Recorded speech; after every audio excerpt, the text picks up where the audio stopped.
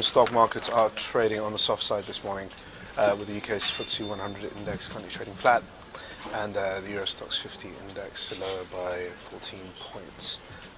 In the currency space, the euro is a little better against the dollar, just a little bit, while in the peripheral bond markets, both Spanish and Italian bond yields are creeping a little higher, especially the Italian, following the inconclusive elections in Italy, which have brought about a renewed sense of uncertainty into the markets. I should also mention that sterling is getting beaten after weaker UK PMI manufacturing numbers. Good morning, I'm Ishaq, Siddiqi, and welcome to another Daily Market Bite. I'm going to give you a quick idea of what's going on. There's been a few data points overnight and in the European session so far, and they've influenced price action. Kicking off from overnight trade in Asia, we had weaker Chinese PMI manufacturing numbers. This is China's official report, not the HSBC PMI.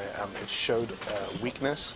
However, the reading was still above 50, which signifies expansion and not below the 50 mark, which is contraction. So traders largely shrugged off the data, attributing the weakness to the Lunar New Year holiday, which just passed in China, as the reason why there's been a bit of disruption that caused the weakness in the data.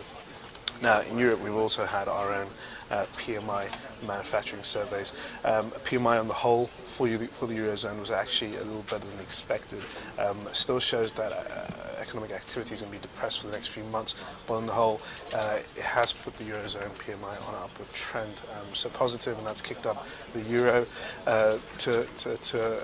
well, it's given it a bit of support, but at the same time, it's still a bit pressured on the Italian news.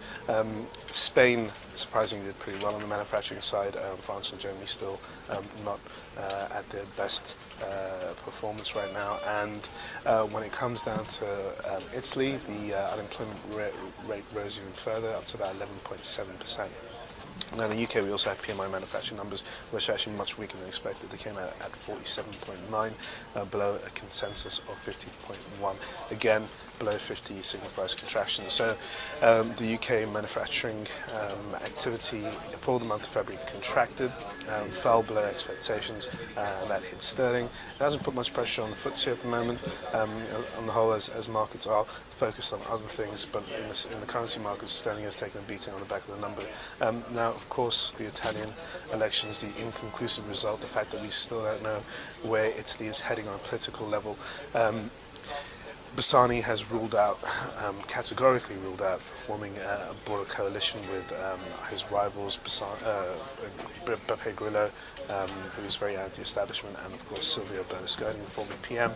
Mario Monti looks to be out of Italian politics altogether. It seems like his career is coming towards an end. So on the whole, the general mood towards Italy is pretty weak at the moment, and a lot of uncertainty in the markets and jitters about what's going to happen next. That pressure is being felt on Italian bond yields at the moment, which are at around about 4.73%. At the same time, the US Sequesters have kicked off. This is the US budget battle. US lawmakers yesterday failed to pass two bills to avert this round of across-the-board budget spending cuts. So at this moment right now, although they're going to take a while for them to kick in, it's going to be a gradual release of spending cuts. On the whole, investors are quite hesitant that the US economy is going to have about 0.6% to 0.5% shaved off from total GDP figures for the year 2013 and even possibly 2014. So now it puts the US policymakers in a position where they need to actually start coming together and agreeing on certain measures in order to make sure that the US economy doesn't slip further into weakness. So there's a lot of hesitation around that, but again, not enough to warrant an excessive decline across risk assets and equity markets. On the whole, it's a pretty subdued day, and we're looking forward to more economic data. In the US, we have a Michigan confidence report and an ISM manufacturing report. So the US is following on from our European manufacturing numbers are UK manufacturing numbers and Chinese manufacturing numbers. So a lot of interest is going to be on that figure later on this afternoon.